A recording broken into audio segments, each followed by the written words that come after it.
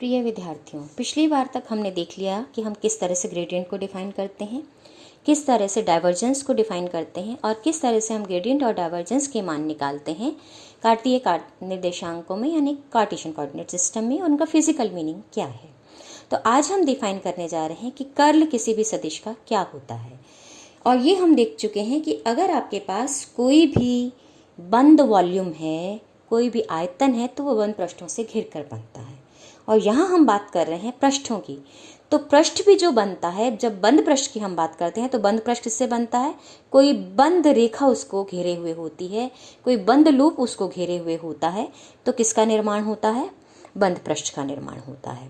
तो यानी पृष्ठों का निर्माण अगर हम देखें तो आपके पास रेखाओं को घेर कर होता है, बंद रेखाओं से होता है। और बंद आयतन का निर्माण किससे होता है? बंद पृष्ठों से घिर कर होता है। तो यहाँ हम बात कर रहे हैं कर्ल की, परिसंचरण की, यानी यहाँ कर्ल का जो संबंध है, परिसंचरण का जो संबंध है, वो सदिश के रेखा समाकल से है। तो हम इसको कैसे डिफाइन करते हैं कि जो किसी भी सदिश का जो कर्ल है वो दिए गए अल्पांश पृष्ठ को घेरने वाले बंद पथ के अनुदिश सदिश के रेखा समाकल के अधिकतम मान को हम किससे डिवाइड करेंगे? उस पृष्ठीय क्षेत्रफल से डिवाइड करेंगे तो मुझे कर्ल का मान मिलेगा। यानी कर्ल क्या है? किसी बंद पृष्ठ को घेरने वाले पथ के अनुदिश सदिश का रेखा समाकलन अधिकतम समाकलन की स्थिति में प्रति एकांक क्षेत्रफल जो है वो क्या कहलाता है? उस सदिश का कर्ल कहलाता है। और ये कर्ल कैसी राशि है? सदिश राशि है। और इस सदिश की दिशा क्या होती है? उस पृष्ठ के लंबवत होती है, क्योंकि पृष्ठ की दिशा हमेशा पृष्ठ के लंबवत दिखाई जाती है। तो हमें ये बात ध्यान रखना है, यानी कर्ल किसको व्यक्त कर रहा है? अधिकतम परिसंचरण को व्यक्त कर रहा है। और अधिकतम परिसंचरण की स्थिति किसके लिए? प्रति एकांक क्षेत्रफल के लिए। तो उस क्षेत्रफल में प्रति एकांक क्षेत्रफल के लिए हम क्या करते हैं? जहाँ सदिश स्थित है उस सदिश में हम प्रति एकांक क्षेत्रफल के लिए सदिश का रेखा समाकल करते हैं। यानी अधिकतम परिसंचरण का मान प्रति एकांक क्षेत्रफल किसके बराबर है? सदिश के कर्ल के बराबर है। तो कर्ल का भौतिक अर्थ क्या हुआ कि कर्ल का सीधा सा संबंध इसका मतलब किससे है? परिसंचरण से है, क्योंकि बंद पथ के अनुदिश A.dl क्या कहलाता है? परिसंचरण कहलाता है। तो जो कर्ल है वो सदिश के परिसंचरण या घूर्णन को व्यक्त करता है, ये इसका भौतिक अर्थ हुआ। और साथ में हम ये भी देख चुके हैं अगर जो क्षेत्र है वो अघूर्णी है तो उसका कर्ल शून्य होता है। और ऐसे सदिशों को सदैव हम क्या करते हैं?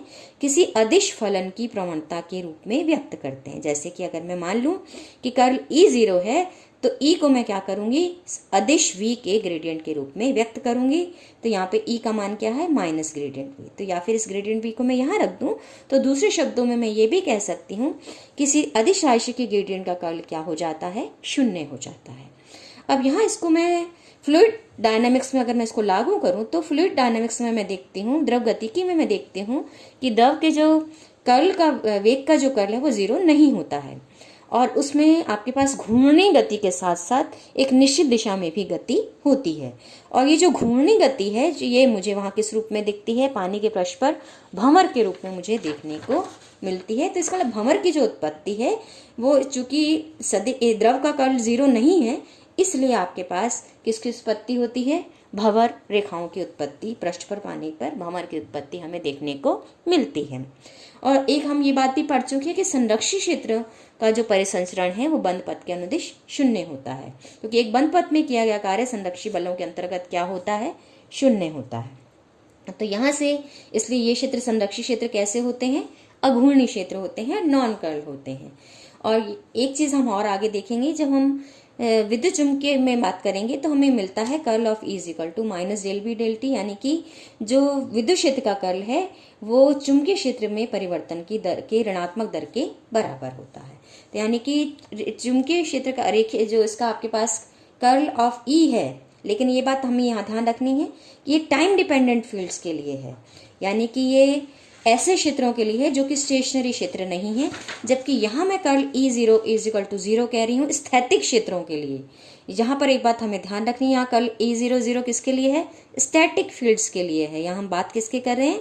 स्टैटिक फील्ड्स, यानी ऐसे फील्ड जिनका समय के साथ कोई परिवर्तन नहीं है।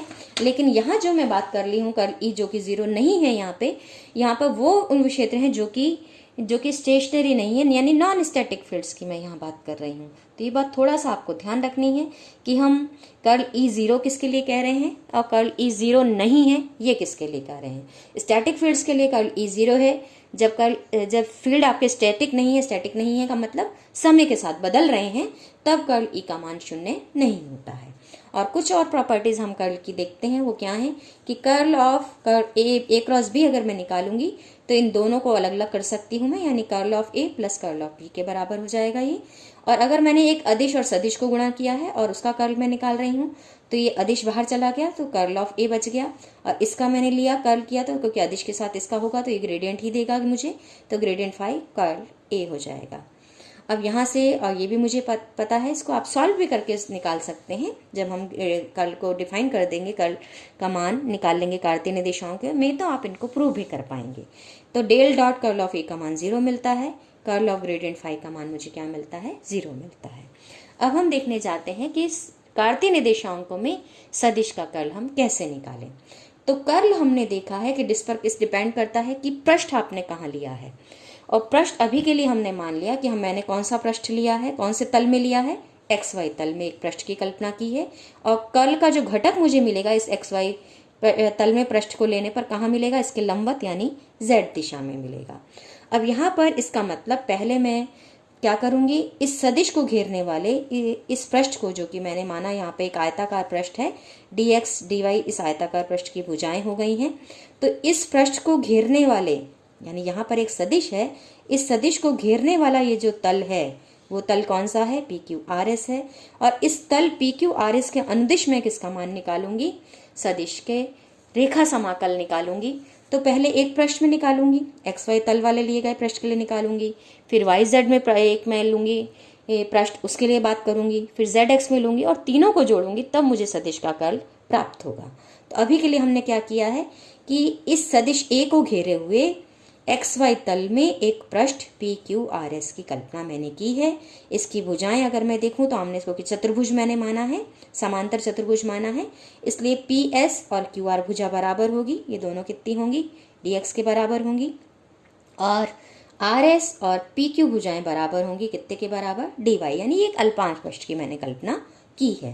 क्योंकि हम जब कर्ल का डेफिनेशन देते हैं तो अल्पांश पृष्ठों की ही बात करते हैं, तो ये अल्पांश पृष्ठ मैंने एक एक्स वाई तल में चतुर्भुज आकार में माना है। तो यहाँ से अगर मैं देखूं तो जो इस चतुर्भुज के अक्रॉस अगर मैं निकालना चाहती हूँ सदिश का रेखा समाकल, तो वो क्या हो जाएगा, रेखा समाकल निकालूं सदिश का पी क्यू भुजा के अक्रॉस, सदिश का रेखा समाकल निकालूं क्यू आर भुजा के सापेक्ष, आर एस भुजा के सापेक्ष, एस पी भुजा के सापेक्ष, और इन सबको मैं जोड़ दूं। अब जोड़ने की इस प्रक्रिया में अगर मैं चलूं तो सबसे पहले मैं देखती हूँ कि इस चतुर्भुज के केंद्र से जहाँ ये सदिश स्थित है, यानी पी क्यू पे मुझे रेखा समाकल निकालना है, क्यू आर पे निकालना है, आर एस पे निकालना है, एस पी पे निकालना है, तो ये दूरी कितनी है इनके सेंटर से। तो सेंटर से यहाँ अगर मैं देखूँ तो इस दिशा में मैं चलती हूँ तो एक्स दिशा प्लस की ये है, ये प्लस की एक्स दिशा है, ये प्लस की वाई दिशा है, और जेड दिशा में मुझे कर्ल मिल रहा है। तो अगर मैं पी से क्यू की ओर चलती हूँ तो सेंटर से मैं यहाँ जाऊँगी तो मुझे चलना पड़ेगा डी एक्स, क्योंकि ये सेंटर है तो ये दूरी कितनी हो गई, आधी हो गई, और किस दिशा में जा रही हूँ, एक्स के विपरीत जा रही हूँ, और ये पूरी भुजा कितनी थी, डी एक्स, तो ये दूरी कितनी हो जाएगी, माइनस की डी एक्स बाई टू। ये वाली दूरी यानी आर एस की ओर आने पर दूरी कितनी हो जाएगी, प्लस की डी एक्स बाई टू। यहाँ से अगर मैं जाऊँ पी एस की ओर तो वाई दिशा में चलूँगी तो दूरी कितनी तय करूँगी, प्लस की डी वाई बाई टू, लेकिन क्यू आर भुजा पे जाऊँगी तो दूरी कितनी तय करूँगी, माइनस की डी वाई बाई टू। तो यहाँ हमने ये दिखा दिया आपको कि भुजा पी क्यू से दूरी कितनी हो जाएगी, सदिश केंद्र पर हमने सदिश ए माना है, इसलिए भुजा क्यू से दूरी कितनी है, minus d x by two है। पी क्यू से दूरी, आर एस से दूरी मेरे पास प्लस की डी एक्स बाई टू है, क्यू आर से दूरी मेरे पास माइनस की d y by two, S P से plus d y by two, ये हमने यहाँ दिखा दिया। प्लस की डी एक्स, ये हो गई प्लस की डी एक्स बाई टू, ये माइनस की डी एक्स बाई टू, ये प्लस की वाई बाई टू, और इधर से चलो तो माइनस की डी वाई बाई टू। तो यहाँ से अब हम चलें तो हमें निकालना है इस पर परिवर्तन की दर। तो यहाँ अगर मैं चलती हूँ तो मुझे इस भुजा तक पहुँचने के लिए किस दिशा में चलना पड़ेगा, एक्स दिशा में चलना पड़ेगा, इसलिए परिवर्तन की दर क्या होगी, और ये है किस दिशा में, पी क्यू पर सदिश कौन सी दिशा में है, वाई में है, तो इसलिए ए वाई का परिवर्तन किसके साथ चलने पे हो रहा है, एक्स के साथ चलने में, इसलिए del A Y del X. P Q भुजा की ओर चलने पे सदिश में परिवर्तन की दर कितनी होगी, del A Y del x. और क्यू आर भुजा में अगर मैं चलूँ, ये क्यू आर भुजा किस दिशा में है, एक्स दिशा में है, लेकिन यहाँ तक आने के लिए मुझे वाई दिशा में चलना पड़ता है, इसलिए परिवर्तन की दर किस में हुई, डेल ए एक्स की वाई दिशा में। और इसी तरह अगर मैं निकालूँ आर एस दिशा में, आर एस दिशा में चलती हूँ तो ए वाई का परिवर्तन देखना है, लेकिन यहाँ तक आने के लिए मुझे चलना किस दिशा में पड़ता है, एक्स दिशा में, इसलिए आर एस भुजा की ओर जो परिवर्तन की दर होगी, मैं दोनों आपको समान रख के दिखा देती हूँ, तो परिवर्तन की जो दर होगी वो क्या होगी, del A Y del x होगी। और अगर आप चलेंगे एस से पी की ओर, तो एस से पी की ओर आपका घटक किस दिशा में होना चाहिए, एक्स दिशा में, लेकिन यहाँ से यहाँ तक आपके चलने में आपको वाई दिशा में चलना पड़ेगा, इसलिए एस पी भुजा की ओर चलने में परिवर्तन, सदिश में परिवर्तन कितना होगा, del A x del Y के बराबर। अब यहाँ पर भुजा पी क्यू पे अगर मैं चलती हूँ, तो ये पी से क्यू पर अगर हम सदिश का देखें तो ये वाई घटक निकलेगा, क्योंकि इसके अनुदिश वाई है ये भुजा, इसलिए वाई के अनुदिश हम चल रहे हैं, तो वाई घटक का मान कितना हो जाएगा, ए वाई, क्योंकि यहाँ ए वाई है, और परिवर्तन की दर कितनी थी, del A Y d x थी, और दूरी कितनी तय करनी पड़ी मुझे, माइनस की डी एक्स बाई टू, इसलिए घटक का मान क्या हो जाएगा, ए y plus del A Y del x minus का डी एक्स बाई टू, और साइन यहाँ हम क्या लेंगे, माइनस का। क्यों लेंगे, क्योंकि परिसंचरण मैंने इस दिशा में दिखाया है जो कि y के विपरीत है, इसलिए टोटल इसका पूरा साइन क्या हो जाएगा, माइनस का। अब हम चलते हैं क्यू आर की ओर, तो यहाँ सेंटर पे ए एक्स था, ये एक्स दिशा में ही चल रही हूँ, तो अब लेकिन चल परिवर्तन कौन सी दिशा में, y दिशा में, दूरी कितनी, माइनस की डी वाई बाई टू, इसलिए ये हो जाएगा मान घटक का, इस क्यू आर भुजा पे घटक का मान क्या हो जाएगा, A x plus del x del y minus का डी वाई बाई टू, ये साइन कौन सा, प्लस का, क्यों, क्योंकि ये दिशा कौन सी है, एक्स दिशा ही है प्लस की, इसलिए ये साइन क्या रहेगा, परिसंचरण का प्लस। लेकिन अब यहाँ वापस मैं चलूँ तो यहाँ परिसंचरण का देखूँ तो वाई दिशा प्लस की है, तो परिसंचरण के लिए साइन यहाँ प्लस का होगा।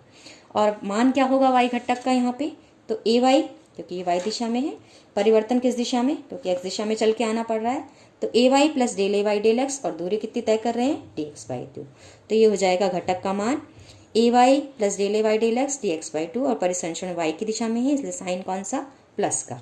अब लास्ट भुजा पे अगर मैं देखती हूँ, तो लास्ट भुजा पे मान मेरे पास क्या मिलेगा मुझे, अगर मैं यहाँ से चलूँ, तो ये दोनों मैं आपके सामने रख के दिखा रही हूँ आपको, तो एस से पी की ओर मैं जा रही हूँ, तो एस से पी की ओर जा रही हूँ तो कौन सी दिशा में चल रही हूँ मैं, एक्स दिशा में जा रही हूँ, तो ए एक्स प्लस परिवर्तन, लेकिन यहाँ तक आने के लिए कौन सी दिशा में चलना पड़ा, वाई दिशा में, दूरी कितनी तय करनी पड़ी, डी वाई बाई टू, इसलिए A x plus del x del y d y by two, और ये परिसंचरण की जो दिशा है वो हमारे पास जो प्लस एक्स की दिशा उसके विपरीत है, इसलिए साइन कौन सा लगा दिया मैंने, माइनस का।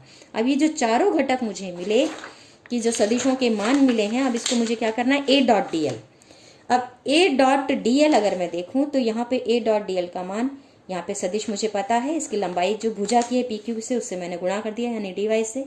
क्यू आर पे अनुदिश जो घटक मिला उसको मैंने उसकी भुजा की लंबाई डी एक्स से गुणा कर दिया, आर एस पे जो मुझे घटक मिला उसको मैंने उसकी लंबाई से गुणा कर दिया, और इसी तरह जो मुझे एस पी पे मुझे घटक मिला उसको भी मैंने यहाँ एक्स उसकी भुजा से गुणा करके, भुजा की लंबाई से गुणा करके यहाँ पे इन चारों को मैंने जोड़ दिया। अब मैं इन चारों को जब जोड़ती हूँ तो मुझे क्या मिल जाता है, पी क्यू आर एस के अनुदिश, ये किसके अनुदिश हमने निकाला है, पी क्यू आर एस पृष्ठ जो है उस पृष्ठ के अनुदिश जो रेखा समाकलन मुझे मिलता है, जिसकी डायरेक्शन क्या होगी, इसके लंबवत, यानी क्योंकि मैंने ये आपके पास एक्स वाई प्लेन में माना है इसलिए इसके लंबवत होगी, तो इसके लंबवत जाएंगे हम, परपेंडिकुलर जाएंगे तो कौन सी दिशा मिलेगी मुझे, जेड डायरेक्शन मिलेगी। तो यहाँ पर इसका मतलब सदिश जो इस सबको मैंने जोड़ा तो यहाँ आप देख रहे हो साफ कि यहाँ पर ये मुझे मिलेगा माइनस का ए वाई डी वाई, यहाँ मिलेगा प्लस का ए वाई डी वाई, तो ये कट जाएगा, A x d x plus का, यहाँ माइनस का, तो ये कट जाएगा, और बाकी ये जो इसको इधर गुणा करूंगी तो half del A Y del x d x d y. इसी तरह यहाँ अगर मैं करूंगी तो यहाँ भी मुझे मिलेगा आपके पास half del A Y del x d x d y, तो ये दोनों जुड़ के 1 हो जाएंगे, तो del A Y del x, इसी तरह दूसरे भी दोनों जुड़ जाएंगे और हाफ हाफ 1 हो जाएगा, तो del A Y del x minus del A x del y d x d y मुझे मिल गया। पृष्ठ पी क्यू आर एस जो कि एक्स वाई तल में मैंने लिया है उसके लिए रेखा समाकलन का मान, यानी घटक मिला मुझे कर्ल का कौन सी दिशा में, जेड दिशा में। क्यों, क्योंकि मैंने पृष्ठ को पहले ही अल्पांश मानते हुए चल रही थी मैं, तो मुझे मान मिल गया कर्ल ए का कौन सा component, z component, limit d x d y tending to 0 यानी d A tending to 0, A d l upon d x d y होना चाहिए, तो डी एक्स डी वाई से मैंने डिवाइड कर दिया तो सिर्फ यही टर्म बचेगी। तो del A Y del x minus del A x del y, यानी ये मिल गया मुझे मॉडुलस कर्ल ए। कौन सा कंपोनेंट है? के, तो डॉट के कैप से मैंने इसको दिखा दिया है। अब हम क्या करते हैं, जो हमारा तल मैंने अभी जो तल मैंने लिया है वो P Q R S x y plane में लिया है। अगर मैं तल को वाई जेड प्लेन में लूँ तो मुझे कर्ल का कौन सा घटक मिलेगा? एक्स घटक मिलेगा। और उस एक्स घटक का मान क्या होगा? Del A z del y minus del A Y del z, यानी curl A modulus i cap. इसी तरह जेड एक्स पे मैं अगर मैं अपना तल लूंगी पी क्यू आर एस, और इसी तरह काम करेंगे जैसे हमने एक्स वाई के लिए काम किया है, तो मुझे कर्ल का वाई घटक मिलेगा, और वो क्या होगा? Del A x del z minus del A z del x, यानी कि curl A modulus curl A j cap. तो यहाँ अगर आप ध्यान दें तो z दिशा में जब मैं चल रही हूँ तो मान क्या है? इसके आगे हम चलें तो एक रोटेशन में जब हम काम करते हैं, x से y और y से z सर्कुलेशन होता है, आपको अच्छे से पता है, पॉजिटिव सर्कुलेशन की दिशा। तो यहाँ से अगर हम चलें तो z से क्या करूँगी? डेल डेल x है, माइनस में डेल डेल y, तो लिखने में आपको आसानी रहेगी। तो जब भी आप लिखें तो आप इसको किस तरह से लिख सकते हैं कि अगर आपको कर्ल ए का z कंपोनेंट निकालना है, तो अब आपको जब कर्ल ए का z कंपोनेंट दिखाना है तो आपको अच्छे से पता है, सिर्फ पॉजिटिव सर्कुलेशन में मैं जाऊंगी तो x से y जाऊंगी, y से z जाऊंगी। तो मैं z में दिखाऊंगी तो परिवर्तन z के लिए पहले किससे देखूंगी? x के साथ। फिर परिवर्तन किसके साथ होगा? माइनस का y के साथ। जब x के साथ है तो यहाँ y आ जाएगा, और y के साथ है तो क्या आ जाएगा? x आ जाएगा। तो इस तरह से आप z कंपोनेंट लिख सकते हैं। अब इसी तरह से अगर मैं कर्ल ए का कौन सा कंपोनेंट लिखने जाऊँ? y कंपोनेंट लिखने जाऊँ, तो y से मैं कहाँ जाती हूँ? z पे, तो डेल डेल z लिख दूंगी। और z के बाद किस पे आती हूँ? x पे, तो माइनस x कर दूंगी। अब जहाँ z है वहाँ ax हो जाएगा, जहाँ x है वहाँ az हो जाएगा।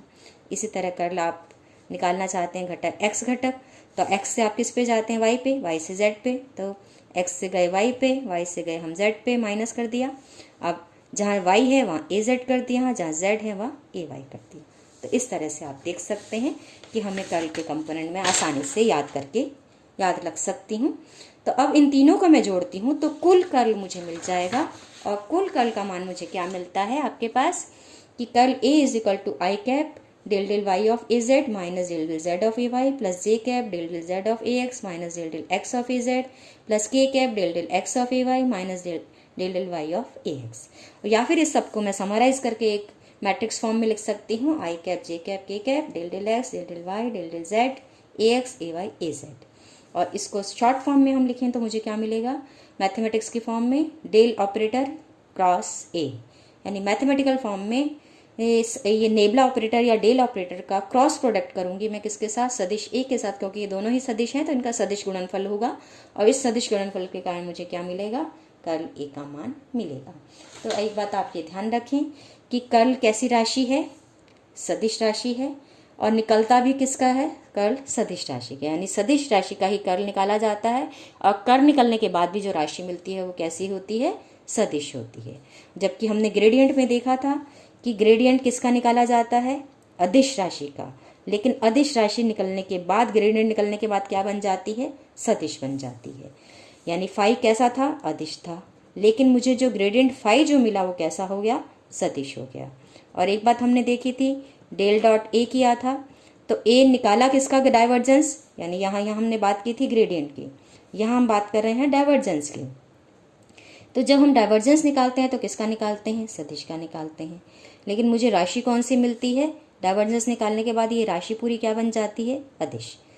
अब तीसरी चीज़ हमने देखी, हमने वापस सदिश लिया है, और इस सदिश को जब मैं कर्ल निकाल लेती हूँ तो कर्ल ऑफ ए भी क्या बन जाता है? ये राशि टोटल क्या हो जाती है?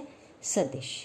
तो यानी ओवरऑल ग्रेडियंट निकलता है अदिश राशि का, निकलने के बाद क्या बन जाता है? सदिश। डाइवर्जेंस किसका निकालते हैं? सदिश राशि का, और इसके बाद डाइवर्जेंस निकालने के बाद राशि कैसी हो जाती है? अदिश। कर्ल किसका निकलता है? सदिश राशि का, और कर्ल निकलने के बाद राशि कैसी हो जाती है? सदिश। तो ये था आपका हम कर्ल कैसे निकालते हैं। धन्यवाद।